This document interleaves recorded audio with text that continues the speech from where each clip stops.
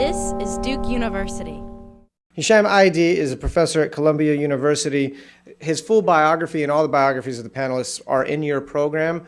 His most recent text is Rebel Music, Race, Empire, and the New Muslim Youth Culture. But I should make a quick note that, Hisham, I don't know if you know this, but it's a special honor to be here. It was your articles in the New York Times on Latino Muslims in Harlem back in 2000 or so, in part, that inspired me to go get a master's degree and then go on and get a PhD. So it's especially wonderful to be able to introduce you today. Oh, thank you.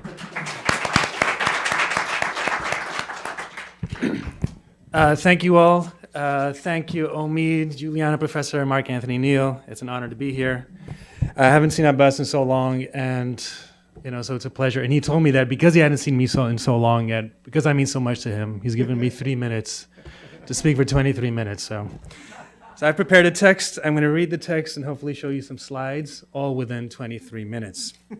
So I've been involved with this Malcolm X story for a long time. I was part of Manny Marable's Malcolm X project. So there's some old-timers here, Zahir, myself. Project All-Stars, that's what All-Stars, not all-timers, all-stars, yeah. So we've been involved, some of us, for over 15 years. At any rate, just let me give you sort of a description of the trajectory of the project and so on. So back in the late 90s, when I was a young grad student, I was part of the Encarta Africana project at Harvard. This was Henry Louis Gates' attempt to actualize W.E.B. Du Bois's dream of creating a Pan-African encyclopedia. W.E.B. Du Bois had moved to Ghana in 1961, partly because Kwame Nkrumah promised to support the project. When Du Bois died in 1963, his wife Shirley Graham, who would manage the encyclopedia, but after Nkrumah was overthrown in 1966, the Ghanaian military would confiscate the Africana archive, and she would flee to Egypt to be with her son. Together, they would lobby the Egyptian regime to support the Africana project. After Nasser's death in 1970, the encyclopedia would lie dormant until Henry Louis Gates revived it in 1999. So I'm now trying to revisit all of this now because I'm part of an initiative launched by CODESRIA, the Council for the Development of Social Science Research in Africa. It's a branch of the Africa Union based in Senegal. And they're trying to write a cultural history of Pan-African movements and African-American expat movements on the continent, right? So we're trying to write a history of the communities in Ghana, Tanzania, Morocco, Algeria, and Egypt. The story of the Africana Archive is fascinating. It's moved from Accra to Cairo and then to Cambridge, Massachusetts. The initiative was pummeled by political events and shifting ideological winds. We go from the age of Bandung and Afro-Asian solidarity in the 50s and 60s to the rise of right-wing Islamism and Afrocentrism by the mid-70s. Even more intriguing is the role of Malcolm X in these cultural and political wars. My source in trying to piece all this history together was the late David Du Bois, Shirley Graham's son, W.E.B. Du Bois's stepson. He settled in Cairo in 1960 and lived in the Egyptian capital on and off until the mid-90s. David passed away in 2004, but Manny Marable introduced me to him in 1999, and he was incredibly generous with his archive and so on. So David Du Bois was a man of the left, a Maoist, a professor of American literature at Cairo University, and an inveterate jazz man. He knew all the black activists who spent time in Cairo in the 60s. Malcolm, Maya Angelou, Stokely Carmichael, John Lewis of SNCC, who's now in Congress, and the jazz artists who passed through as well, Louis Armstrong, Duke Ellington, Sun Ra, Randy Weston. When I first spoke to him about this period, he told me to look up a novel that he wrote in the Arabic translation of Langston Hughes' a book on jazz, a primer on jazz from 1955. His novel, which is up here, it's called And Bid Him Sing. This is David Du Bois's novel, published in 1975. It's semi-autobiographical and chronicles African-American expat life in Cairo in the early 60s through the 67 war. This was a hopeful moment when Cairo was home to several African liberation movements, when Radio Cairo would broadcast in Zulu. And the novel revolves around the budding Egyptian jazz scene, describing the lives of African Americans who had made Cairo their home, a sundry crew of Marxists, black nationalists, Nation of Islam, and Sunni Muslims. The narrator, Bob Jones, a stand-in for David Du Bois himself, is a journalist who goes about reporting and trying to create a progressive jazz culture in Cairo. So Malcolm X's sojourn in Cairo in 1964 is rendered vividly in this novel. During the day, El-Hag Shabazz, as Egyptians called him, meets with diplomats at the Organization for African Unity Conference. During the evening, the brothers, as he calls them, the African-American expats, they meet at his suite at the Semiramis Hotel to talk about events back home, to chat, and they pass around old issues of Ebony magazine. One of them had a subscription, and they talk and discuss and so on. Before Malcolm's diaries were made available, this novel was the best account we had of Malcolm's time in Egypt. And now that the diaries are available, they largely confirm almost every detail in the book and the personalities. I don't want to talk about the novel. I highly recommend it. I'm more interested in the art, that is the music and literature, that these are expats in Cairo were trying to create and why. So when Malcolm arrives in Cairo, Egypt is flourishing culturally, a regional leader in music, cinema, and literature, proudly socialist, part of the non-aligned movement, and engaged in a bitter propaganda war with Saudi Arabia and other pro-American Gulf monarchies. David Du Bois is working as an announcer at Radio Cairo and lobbying Egyptian officials to support his father's Encyclopedia of Black History and also to translate W.E.B. Du Bois's books, especially Black Flame Trilogy. So I've been going through David Du Bois's papers. They're up at the Radcliffe Institute in Harvard. And in 1960, he laments that Black Boy by Richard Wright was the only work of African-American literature available in Arabic. So he wanted the Egyptian government to translate Lorraine Hansberry's Raisin in the Sun and Langston Hughes' Primer on Jazz, the Book of Jazz. So the Egyptian government would eventually translate the Langston Hughes text. Here it is, the Music of Jazz, the Book of Jazz. So why was David Du Bois so eager to bring Black music and literature to the rest of the world? W.E.B. Du Bois once observed that African Americans have a great message for humanity, that Black Americans will offer the world a conception of freedom that will rival the French or Greek idea of liberty. And this message would be conveyed through the gift of art, or as Du Bois would say, through the Negro's magnificent art impulse. So this is something different from what Julian Mayfield speaks about when he says you need a Black aesthetic for Black liberty. Here, Du Bois is talking about a general message, a conception of democracy that African Americans have to offer the world that will counter and rival the Greek and French conception of democracy. This statement by W.E.B. Du Bois, his son David would quote this statement often. In one letter to his mother, written in November 1960, David Du Bois confides that in Egypt he wants to work in the general area of propaganda and the interest of African freedom and Afro-Asian solidarity. He asked friends in America to send him books because the little that is available on Negro life, quote-unquote Negro life in Egypt, comes from the U.S. Embassy, he calls it the Embassy of Babylon, and is incomplete and erroneous. Du Bois Jr., like his father, clearly saw Black history with its message of anti-racism, anti-imperialism, and social solidarity as an antidote to whatever American diplomats were spouting. Now, regarding African-American cultural production in North Africa, just some quick historical background. This did not begin in the 60s. One could go back to Frederick Douglass, the time he spent in Egypt in the 19th century. In my book, I begin with Henry Ossawa Tanner, the romantic realist painter from Pittsburgh, who in 1908 spent several months in northern Morocco painting streets and landscapes. He traveled across North Africa to Egypt, where he painted a portrait of Muhammad Ali and was honored and so on. But it's really with the Harlem Renaissance that you get Black culture, Black history flowing to North Africa, the Middle East, and as far away as India. So the story of Egyptian jazz begins in the 1920s. Eugene Bullard, Albert Hunter would spend time in Egypt. The trumpeter Bill Coleman would live in Cairo from 39 to 40, leading the Harlem rhythm makers and swing stars. And then as you begin to get Islam appearing within the jazz community in the US, a number of prominent jazz musicians would travel to Egypt. All to say that by the time David Du Bois arrived in Cairo in 1960, there was already a local jazz scene, and the State Department had launched its jazz diplomacy tours aimed at countering Soviet propaganda. Du Bois and his friends, with the support of the Egyptian Ministry of Culture, were trying to create an Afro-Asian genre of jazz, different from what was being broadcast by the US government. When Malcolm comes to Cairo, he lands smack in the middle of this regional Cold War of the early 60s between Egypt and Saudi Arabia. The expat jazz artists in Cairo were solidly on the Egyptian side. One of the musicians, Philadelphia-born saxophonist Osman Karim from Philly, aka Mac X, would set up the Cairo Jazz Quartet, record a number of tracks in honor of Egypt and in honor of the Bandung movement. We're trying to locate these recordings. If any of you have any tips, let us know. Malcolm would navigate the Cold War's shifting currents, assessing which nation state or movement to align his new Muslim Mosque Inc. with, and even presenting himself as a bridge between different camps. He was courted by the Wahhabi Muslim World League, and the Muslim Brotherhood, who competed to bring him into their brand of Sunni Islam. In September 1964, after undergoing training in Mecca and being appointed an official representative of the organization, Malcolm would consider establishing his Muslim Mosque Inc. in Harlem as a legal branch of the Muslim World League. At the same time, he wanted to set up a branch of Al-Azhar in Harlem as well. His affection for Egypt ran deep, despite his dealings with the Saudi royals. In a confidential letter to the Secretary General of the Supreme Council for Islamic Affairs in Egypt, Malcolm explains why he is building relations with the Muslim World League and the Muslim Brotherhood, two movements anathema to the Nasserist regime.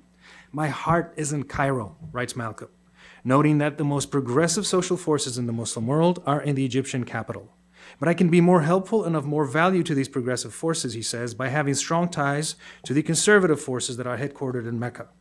He adds, When I passed through Geneva, I even took the time to speak with Saeed Ramadan, the exiled Muslim Brother leader, so that I could find out what he was thinking, but I never let him know what I was thinking."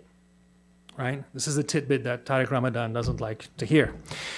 In terms of music and decolonization, Malcolm, as we know, was passionate about music. During his Detroit Red phase, he danced and played drums at jazz bars under the stage name of Jack Carlton. But in prison, and also in his autobiography, he talks about how he met all these jazz greats and so on. But while in prison in 1950, after he's joined the nation, he pens a letter that shows how conflicted he has become about music. He speaks of the comforting effects of music and of jazz musicians as wielders of souls. He calls them wielders of souls. He says, "My ace girl was Dina Washington. She always will be. She's still the greatest." But he says, "I want to leave behind this sinful past." And he vows to only listen to Muslim jazz artists from there on. But he never really gives up music. In Cairo, he's hanging out with the jazz musicians. In fact, one of the joys of reading Malcolm's papers and going through his book collection is seeing all the random references to jazz and literature. Jottings about Thelonious Monk. Is Thelonious's band Muslim? He asks. And Duke Ellington. References to Ellington. And his sparring with trumpeter Talib Dawood, Alfonso Rainey, about whether music is permissible or not in Islam. Malcolm tells Dawood, "If you're a good Muslim, why do you let your wife sing half naked at nightclubs?" Right? He's, of course, referring to the famed vocalist Dakota Stanton. But then again, when traveling in Africa, he's frequenting nightclubs and cultural centers. In Guinea, he goes to a nightclub and notes Riley, "We watch some white Americans try to dance." He's particularly impressed by musical nationalism and how newly independent African states were cultivating indigenous musical forms, part of their thrust for independence. At the Ghana Press Club, he enjoys high life, a genre inspired by James Brown that would become Ghana's national music. And according to Maya Angelou, listening to the music, he taps his hand against his lap, against his knee, but refuses to dance. And he says, "I think of our brothers and sisters squirming under the heels of racial oppression, and I do not care to dance." Right? So for him, music is acceptable depending on Nia. For political liberation, sure, but just for fun, I'm not sure, right? Back in 97, I was an MA student trying to do research on Malcolm X in Cairo.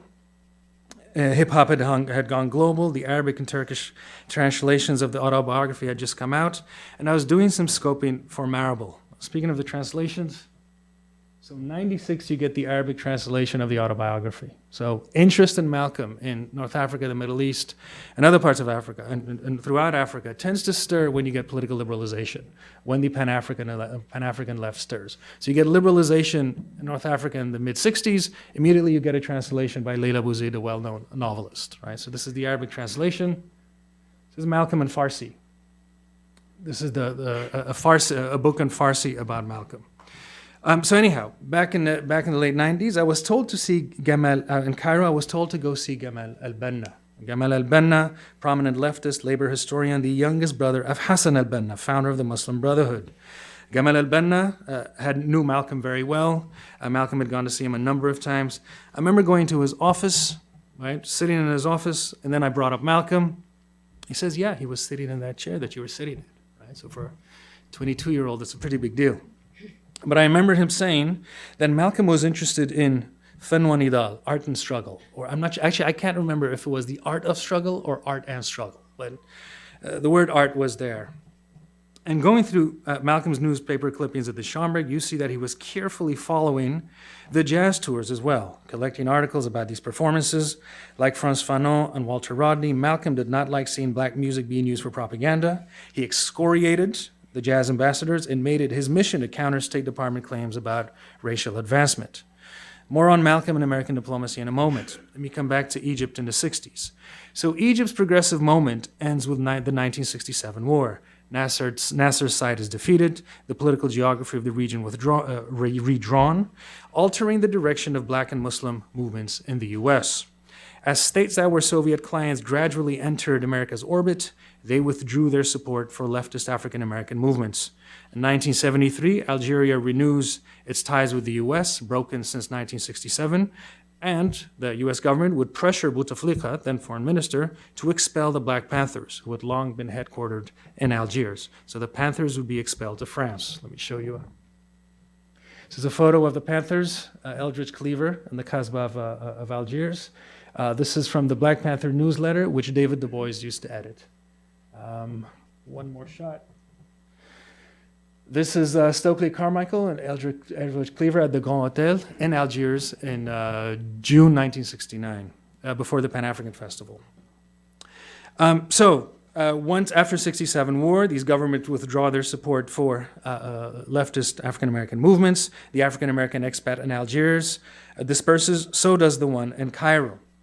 It was Shirley Graham Du Bois who laid the groundwork, right? The time that she spent in Cairo, she laid the groundwork for the Egyptocentric and Afrocentric trends of the 80s and 90s. Egypt is Africa was her credo.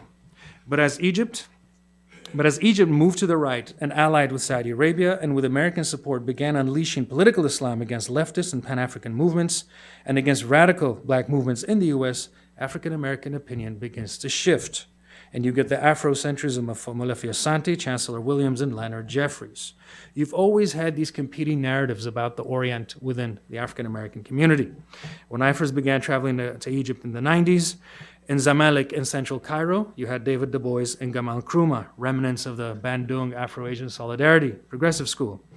But in southern Cairo, in Giza, near the pyramids, there were the other African-American scholars, Dr. Ben Yohanna and John Henry Clark, who would argue that the East, the Orient, is just as oppressive to black people as the West. Anyhow, so where are we today? Over the last 50 years, interest in Malcolm has risen and fallen around the globe. I see interest in Malcolm as a geopolitical barometer of sorts. Malcolm-inspired leaders tend to appear generally in partial democracies and contexts of extreme urban exclusion in the urban periphery, where only the coercive arm of the state reaches. Among darker-hued minority communities, there are just beginning to develop a sense of racial consciousness and group solidarity. After Malcolm's death, who was the first leader that would be inspired by Malcolm? Marable suggests that Che Guevara was the first to model himself after Malcolm X in the globe-trotting personal diplomacy aspect. But it was Stokely Carmichael who was most obviously inspired by Malcolm. Carmichael would adopt almost the same itinerary when he traveled overseas as Malcolm. And then we get Michael X in London, also known as Michael Abdul Malik or Red Mike, an eccentric fellow who spearheaded the Black Power movement in England. He would eventually be executed in Trinidad, but he would be immortalized in the V.S. Naipaul novel Guerrillas from 1975. After Michael X, we get the Israeli Black Panthers, 1971, North African Jews protesting state discrimination.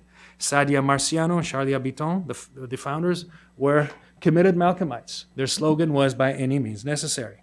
Around the same time, you get the Polynesian Panthers in New Zealand defending Maori rights. And then the Dalit Panthers, founded in India to empower the quote-unquote untouchables.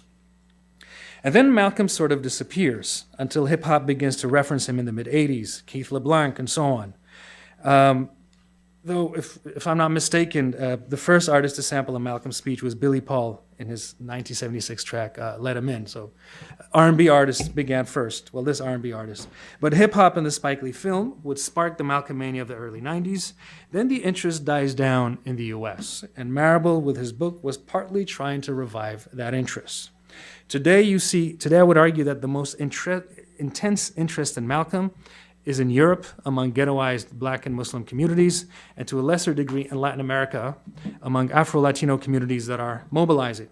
In North Africa and the Middle East, you see an interest in Malcolm, as I said, every time there's a political opening and the Pan-African left stirs. And of course, there's an interest among Palestinians. One Palestinian activist is fond of saying, we didn't land in Israel, Israel landed on us. Worth noting also is that among Muslim youth, the conversation about Malcolm has taken a distinct theological turn. And Imam Shabazz, as Hamza Yusuf calls him, is gradually becoming almost a saintly figure, a wali whose life offers personal and spiritual guidance. Sheikhs now debate various aspects of Malcolm's life, his views on music, marriage, political participation, and so on. Prominent clerics like Imam Hussein of Trinidad issues opinions on whether Malcolm's receiving in advance for his autobiography in 1964 constituted riba, interest.